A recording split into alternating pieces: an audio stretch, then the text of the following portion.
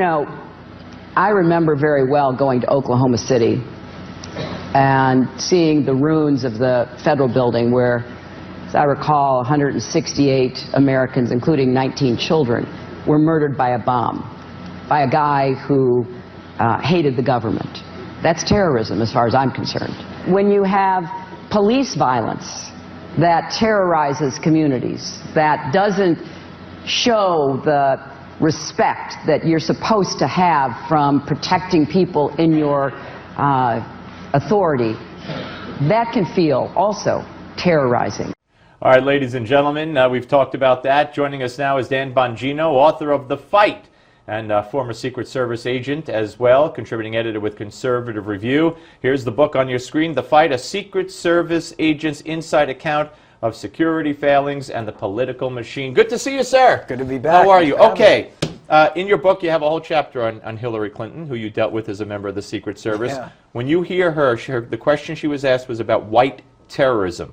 And she brings up the police. Right. You're a cop. You're a Secret Service agent. What goes through your mind? Yeah. Steve, this is a really sick person right here. I mean, I have an entire chapter here in the book talking about this woman's obsession with secrecy, with keeping her what she thinks is private information out of the hands of the public, her sacrificing and forfeiting national security away.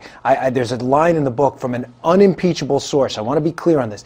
Her server was hacked. This source who confided in me, the server was hacked, and she knew it. And she continued to trade national security secrets over a private, unsecured server, knowing eyeballs were on it that could jeopardize your life and mine. Does the FBI know that she knew? I cannot imagine. The person did not want any media attention. He was afraid. He related to me. But I'm telling you, this is a first-hand account that this server was hacked. The Bureau has to know this. She's in a lot of trouble. She's going to get indicted. I'd be stunned if she does not. Really? And when you talk about, I mean, I want to go back to what you said. I mean, to bring up police, it just feeds into the, first of all, it's divisive, it's horrific to call police terrorists in any way, shape, or form. Right. Well, when you understand what Hillary Clinton is, again, this is a troubled person right here. She's not...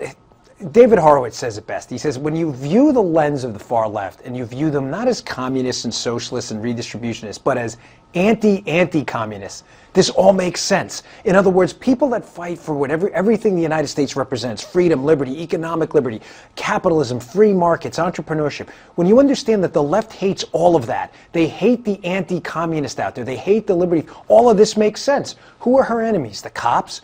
White people? I mean, why does she even say that? People died in Oklahoma City. That was a tragedy. To politicize it, and you mentioned the word, to divide people up into inconvenient boxes, to turn them against each other, is pure, unadulterated, disturbing, sick politics. How about the answer? I mean, on one hand, she answers that Muslims have nothing to do with terrorism, and on the other hand, she mentions cops as white terrorists. It's really bizarre, or sick, as you alluded to.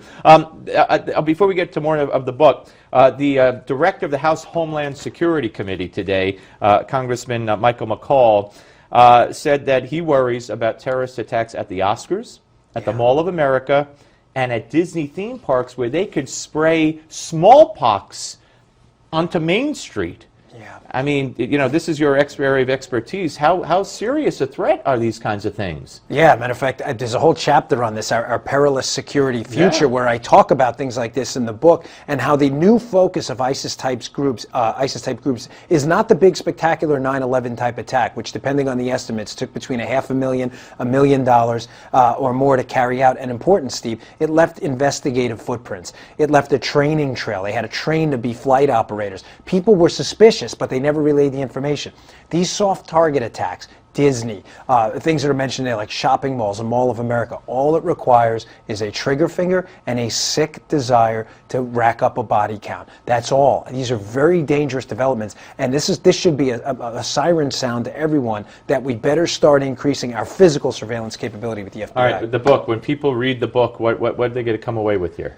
You're being ruled, Steve. You're not being governed. I cannot emphasize this enough to Americans. Listen, I get it. There's a lot of liberals and Democrats who listen to your show. I know they do. Who may say, he was a conservative. He ran for office. Fine. Vote for who you want. I'm telling you right now, there are two kinds of people in America right now. The first group understands they're being ruled. They are not being governed. And I put out specific, hard examples in the book of how the rules don't apply to the rulers, but apply to you. That's ruled, not governed. Right. The other type of people in America are people who are ignoring that fact completely and pretending nothing's going on. Yeah, it's very, very frightening, and there's so many stories in here about firsthand accounts of Secret Service mess-ups and all that, and security lapses, which are very scary as well. Dan, great luck with the book, The Fight, ladies and gentlemen. Dan Bongino. I want to remind everybody, Gimme 5 is next, but remember to join me tonight, 9 p.m. Eastern, for Newsmax TV's special State of the Union coverage with my colleague Ed Berliner, who will be hosting, as well as Dick Morris, Rick Unger, and more. That's tonight, 9 p.m.